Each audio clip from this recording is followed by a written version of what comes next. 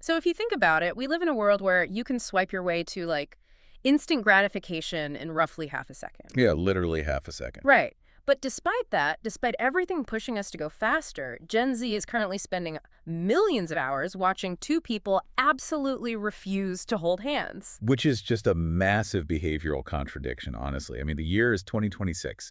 Every piece of tech you own, every single app on your phone is ruthlessly optimized to just, well, to eliminate friction completely. Totally. The whole cultural goal right now is giving you exactly what you want the literal moment you want it. Exactly.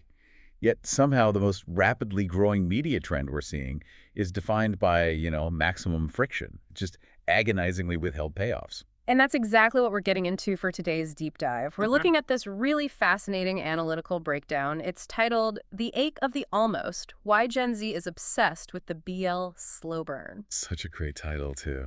It really is. And just for those who might not be deep into the genre, BL stands for Boys Love. It originated in Japanese manga, but has just exploded globally into these massive live-action dramas. Oh, massive. Right. And historically, it was mostly driven by female creators and audiences who were like exploring romance outside of traditional heterosexual power dynamics, which kind of allowed it to develop this very distinct, highly stylized visual language of longing. And today, I mean, that genre has basically become the absolute vanguard of the slow burn narrative. The source material we're looking at argues that this hyperfixation isn't just, some quirky viewing habit. Right, it's deeper than that. Way deeper. It's actually a deliberate cultural rebellion. So by decoding the neuroscience, the behavioral psychology, and just the mechanics of these stories, we really start to see a generation actively rejecting the whole concept of an immediate payoff. So our mission today is to figure out why withholding a resolution feels so incredibly powerful to you as a viewer, and what this whole obsession with the almost reveals about how your brain is functioning in our, frankly, completely overstimulated world. Yeah, and to really understand why the slow burn is so effective, the author points us first to the environment it's actually rebelling against. They call it the digital dopamine paradox. The digital dopamine paradox. That sounds intense. It is, yeah. It's basically the foundational psychological condition of our current decade. When you live in an environment where every single desire is met instantly. Like ordering food or swiping for a date. Exactly. Seeking a quick laugh on a video feed, whatever. When it's all instant, the brain's reward circuitry fundamentally adapts to that lack of effort. Oh, so the reward itself gets devalued. 100%. If you can secure a resolution in 3 quick swipes, it doesn't really cost you anything emotionally. It just becomes completely disposable. Right. You consume it, your brain registers this tiny, fleeting blip of satisfaction, and then boom, you immediately need to swipe to the next video just to maintain your baseline mood. And that disposability is the core of the paradox. The easier reward is to acquire, the less meaning the human brain actually assigns to it. So the slow burn derives its massive power by intentionally breaking that cycle. It just refuses to play the game. Exactly. It takes the emotional payoff and locks it behind this formidable wall of time and silence and just pure frustration. And when the author started breaking down the mechanics of that frustration, they introduced this concept that blew my mind. Variable ratio reinforcement. Yes, the psychological hook. Right. When I was reading this section, my mind immediately went to a casino, because this is the exact underlying psychology of a slot machine. Oh, that's a perfect analogy. Like when you sit down and pull that lever, the psychological grip doesn't come from the coins hitting the tray. It comes from the unpredictability. You don't know if this pull is the jackpot or the next one or the 50th one. You are tethered to the machine entirely by the possibility of the reward. And that unpredictability is exactly what forces the brain into a state of hypervigilance. Think about a fast-paced standard television show today. You know the narrative rhythm. Boy meets girl, they flirt for 10 minutes, they resolve the tension by episode 2. Right? It's so predictable. Yeah, the pacing operates on a fixed ratio. Your brain knows exactly when the reward is coming, so it basically just goes on autopilot. Which is why you can scroll on your phone while watching it. You aren't going to miss anything vital. Exactly. But a BL slow burn completely destabilizes that expectation. Let's deconstruct a classic scene to see how this slot machine mechanic actually plays out on screen. Okay, lay it out. Imagine 2 characters who have been orbiting each other, deeply in denial, for 6 entire episodes. And one of them gets a tiny paper cut on his hand. The other one walks over with a Band-Aid. The classic tending to the wound trope. A staple. The absolute staple of the genre. So in a standard broadcast show, they lean in, make meaningful eye contact, the music swells, and they kiss. Mm. Payoff delivered. Boom. Done. Right. But in the slow burn, the character steps forward. The camera cuts to a close-up of his hand, and his fingers are trembling just slightly before they even make contact. Oh, wow. He reaches out. The other character stops breathing. The distance between their faces closes to a mere 2 inches. The audio drops out completely. And you, the viewer, are just mentally pulling the slot machine lever thinking, this is it. After 6 hours, this is the jackpot. A secondary character knocks on the door. Oh my God, yes. Or they just slowly, agonizingly pull away from each other because they're completely terrified by the proximity. The lever comes up empty, no coins for you. None. And the brilliance of that mechanism is what it actively does to your attention span. Because you were denied the jackpot at the absolute peak of tension, your brain realizes that the payoff could literally happen at any second. In any totally mundane interaction. Exactly. Reaching for the same coffee cup, passing a pen across a desk, brushing shoulders while walking through a doorway. So every single frame of the show becomes a potential lever pull. Instead of passively absorbing the media, you find yourself physically leaning forward, analyzing like the angle of a shoulder or the duration of an exhale. You're actively retraining a brain that has been battered by short-form content. You're relearning how to wait. And the paper gets into how that sustained active waiting actually like physically alters the chemical environment of your brain. Yeah, this is where the neuroscience gets really fascinating. That fast romance model we mentioned earlier, it runs almost exclusively on dopamine. Which is the neurochemical of pursuit and novelty, right? Right. It gives you a really sharp thrill, but it dissipates incredibly quickly. Which totally explains that dreaded narrative crash. You know, once the characters finally get together in a fast-paced show, the chase ends, the dopamine drops, and the audience just completely loses interest. Yes, they check out. But the slow burn bypasses that crash by shifting the primary neurochemical driver from dopamine to oxytocin. The bonding hormone. Exactly. Oxytocin is the hormone associated with long-term pair bonding, deep interpersonal trust, and emotional safety. And the key thing is, it does not spike and crash like dopamine. It accumulates very slowly over time through sustained connection and shared vulnerability. Okay, but I have to ask about the mechanics of that. Because how is a viewer sitting entirely alone in their living room, staring at a glowing rectangle, actually producing oxytocin? I mean, they aren't bonding with a real human being. Well, they are as far as their nervous system is concerned. Wait, really? Yeah, the human brain's mirror neuron system doesn't really draw a hard biological line between a witnessed emotional experience and a lived one, especially when the narrative pacing allows for that deep psychological immersion. Oh, that makes sense. When you spend 20 hours observing two characters slowly build an architecture of trust, your brain is processing those micro-interactions as if you are part of that intimate social unit. The prolonged delay forces you to marinate in the buildup, allowing the oxytocin to literally pool in your system. Which creates the ideal biological conditions for what the source material calls limerence. Yes, limerence. And the paper defines limerence as this state of intense, almost obsessive infatuation.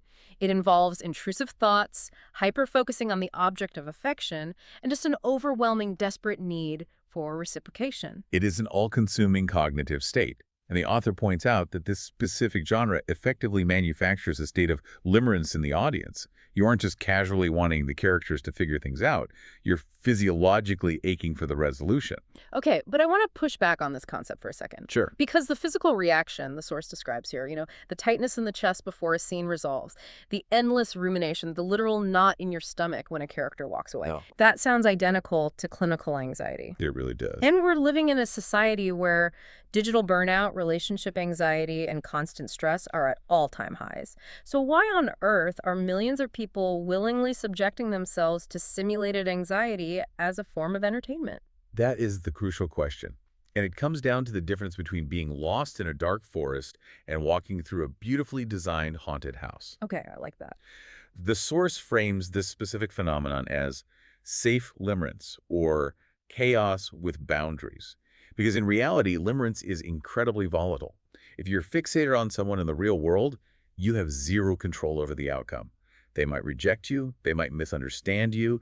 The vulnerability required is terrifying. Because the real world doesn't have a script. Exactly. But the narrative of a slow burn provides an ironclad boundary. It's kind of like building a fire in a hearth. If you strike a match and start a fire in the middle of your living room floor, that fire is a destructive, chaotic force. It's going to burn your house to the ground. You feel nothing but panic. Right, pure panic. But if you take that exact same fire with all of its heat and destructive potential, and you put it inside the thick brick boundary of a fireplace, the context changes entirely. Suddenly you can pull a chair up, sit 3 inches away from the flames, feel entirely safe, and just enjoy the warmth. That is a brilliant way to put it. That is the precise architecture of safe limerence. The established conventions of the BL genre offer you, the viewer, an unspoken guarantee. Fundamentally, the narrative is driving toward an eventual meaningful resolution. Right. So you can let your nervous system experience the absolute extremes of human yearning, the utter chaos of infatuation, without ever assuming any actual real-world risk. Your brain gets to play in the fire, fully aware that the bricks are going to hold. And because you're anchored in that safety, sitting comfortably by the fire, your perception of what actually matters on screen starts to shift. Your threshold for what constitutes an event just drops dramatically. The source refers to this as the aesthetics of the ache. Which is such a poetic phrase. And it's so true. In a hyper-explicit media landscape where you can see absolutely anything you want in high definition at a moment's notice, visual explicitness loses its value. It becomes boring. Yeah. Subtlety, conversely, becomes an incredibly rare, high-value currency. The visual language of these stories relies heavily on absence. It becomes about what is not happening. The absolute power of the microgesture. I mean, when you have been starved for a payoff for 10 hours, a single crumb feels like a Michelin star meal. We talked about the hand trembling while holding a Band-Aid. But it goes so much deeper than just physical proximity. Oh, absolutely. The modern intimacy the paper explores is astonishingly quiet. It has to be quiet, because overt, loud declarations would immediately break the tension that the show has worked so hard to build. Instead, the intimacy is coded into these deeply mundane digital and spatial interactions. There's a really brilliant example of this in the breakdown. So a character is lying in bed at 2 in the morning. Yeah, this scene. He opens a chat window on his phone. He types out, "I miss you. I think about you all the time." The cursor just blinks. He stares at the screen for 10 agonizing seconds. And then he holds the backspace key, deletes the entire message, and closes the app. And in terms of narrative plot, nothing happened. Literally no actionable information was exchanged between the two characters. For the viewer, it is an emotional earthquake. The internal intent is laid completely bare. In the slow burn, the act of almost reaching out is infinitely more devastating and honestly more intimate than actually hitting send. The restraint itself becomes the confession. Yes, and this intentional frustration, this constant agonizing delaying of the connection, functions as a form of what the author calls emotional edging. The narrative consistently brings you to the absolute precipice of a resolution and then forcibly pulls you back. And what's truly fascinating about emotional edging is the cognitive loop it forces the viewer into. Right, the open loop. Think about the mechanics of a story. When a scene ends in a kiss, the cognitive loop is securely closed. The brain files the information away and moves on to the next plot point. But when a scene ends with a deleted text message, the loop stays wide open. And the human brain despises open loops. It really does. It hates them. So it attempts to close it manually through intense rumination. Exactly. The viewer starts filling in the emotional gaps themselves. Yeah. You find yourself asking, why did he delete it? Is he afraid of ruining the friendship? Does he think he's not worthy of the other person? So you transition from being a passive consumer into an active co-author of the story. Like in a typical fast-paced show, the romance just happens to you, you recline on your couch, you watch 2 people fall in love on the screen, and the credits roll. You're just a spectator. Right, but when the narrative constantly forces you to answer the question of why aren't they together yet, the bulk of the emotional development stops happening on the physical screen. It starts happening inside your own head. You are doing the emotional heavy lifting to bridge the psychological distance between these two characters. And that psychological distance becomes a blank canvas for your own empathy. You are actively projecting your own understanding of fear, of longing, of social hesitation onto that blinking cursor.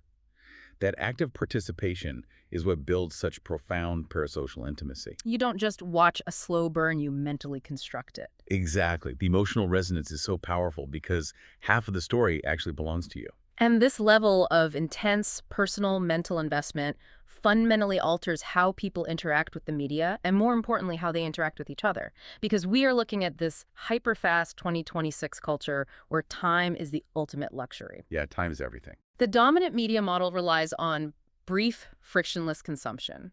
You binge a show on a second screen while doing laundry, you finish an entire season in a weekend, and you forget the characters' names by Monday morning. And the slow burn represents a hostile rejection of that entire model.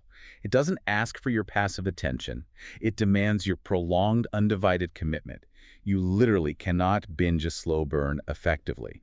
If you speed through it on double time, you completely bypass the friction, and the friction is the entire point. It forces a massive shift in behavior from binging to savoring. It demands that you sit in the sheer discomfort of the unresolved.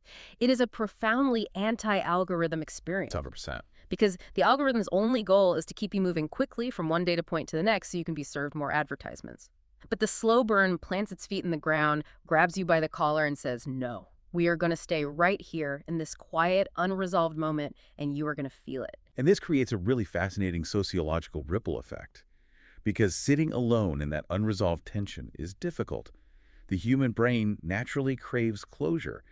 So to cope with the prolonged ache of the almost, viewers inevitably turn to each other. Yes, the community aspect. The act of waiting transforms from an isolating experience into a deeply communal activity. The obsession just spills out of the living room and into the digital public square. You see massive, sprawling ecosystems built entirely around this shared frustration. Comment sections, massive forum threads, elaborate reaction videos where hundreds of thousands of people are collectively screaming over a single held glance. It's ironic, right? They're taking the hyper-connected infrastructure of the internet, the very tools designed to accelerate consumption, and using them to collectively process the delay. That is such a beautiful irony. The community basically functions as a secondary support system for the safe limerence. They analyze the microgestures together. They theorize about the deleted text together.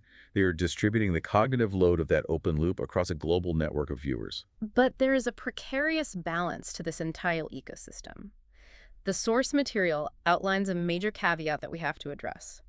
The boundary between a masterpiece of narrative tension and a complete betrayal of the audience is razor thin. Oh, very thin. Yeah. It all comes down to the mechanics of trust. Because the audience is investing so much of their own emotional labor and so much of their own oxytocin, they are incredibly sensitive to manipulation. Right, they can smell it. Exactly. Yeah.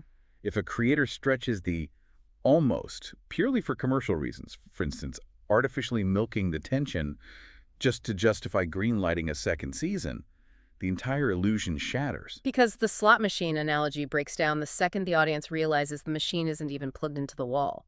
Viewers are perfectly willing to pull the lever and get nothing, as long as they believe the jackpot is actually possible and structurally sound. Exactly.